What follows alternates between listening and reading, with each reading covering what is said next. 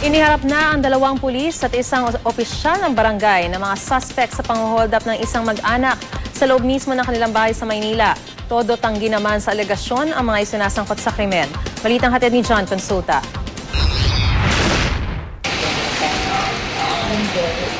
Ramdam pa rin hanggang ngayon ng pamilya Bagi ang matinding takot matapos umanong mabiktima ng pang-hold up ng 3 pulis Maynila.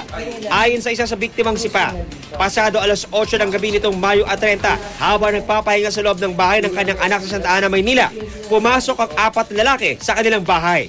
May hinahanap daw na isang tao, pero ilang saglit lang, tinutukan na sila ng baril at pinadapa raw sa sahig. Huwag kang maingay, dumapa ka, babarilin kita, papatayin kita, gano'n.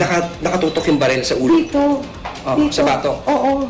Tinutukan din ng baril sa ulo ang 13 taong gulang na anak na babae at sa pilitang kinuha ang iPad. May humabol sa kanya, meron nang nag-poke ng sa kanya, ng baril. Sabi, dumapa ka, huwag kang tatayo, huwag kang titingin. Babarilin kita, papatayin kita, maganda ka pa naman. Pilit daw silang ipinasok sa loob ng CR at nilakasan ang TV para di marinig sa labas ang nangyayari sa loob ng bahay. Wala raw pinatawad ang mga sospek. Bukod sa pera, relos at mga alahas, pati diaper, tsokolate, damit at laman ng refrigerator, tinangay. Ang asong shih tzu ng pamilya at pendant na may abo ng namatay na anak ng pamilya, di rin nakaligtas. Kami lahat, everybody who was here in the house that night, hindi kami talaga nakakatulog. Yung flashbacks, a lot of flashbacks. Traumatized pa rin po yung mga apo nila? Yes. As a matter of fact, they're undergoing psychiatric treatment at UPPGH. Ipinresenta ni Manila Mayor Fred Lim ang 2 pulis Maynila at isang barangay executive officer na suspect sa 3 million peso robbery. Kinilala sila ng mga biktima na sina PO1 Robert Cruz, PO3 Morris Malindog ng MPD Station 6 at barangay official Regente Osalia ng Santa Ana. Yung mga ganitong klaseng mga pulis, kahit isang segundo, hindi dapat manatili sa Manila Police Department.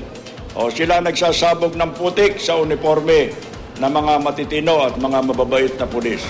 Pero depensa ng mga suspect, mistaken identity lamang ang nangyari.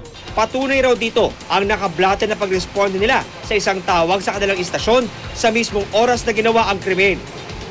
Dinispatch po ako ni Sergeant Meneses sa riot. Nakadispatch po ako, nakablatter po ako. Tiniyak naman ng Manila Police District na gagawin nilang lahat para mabigyan ng hustisya ang nangyari sa mga biktima. Hindi po kukonsintihin yung anumang anomalies or illegal activities na mai-involve ang isang pulis Maynila. Pinailan na po natin sila ng kasong robbery in band at kapag po napatunayan na sila po ay nagkasala, ang grave misconduct po ang pwede pong maging parusa sa kanila ay matanggal po sila or ma-dismiss sa serbisyo. Sabi ng National Police Commission, kasalukuyan ding may kinakaharap na kaso si PO3 Malindog kaugnay sa isang insidente ng pananakit. John Consulta, GMA News.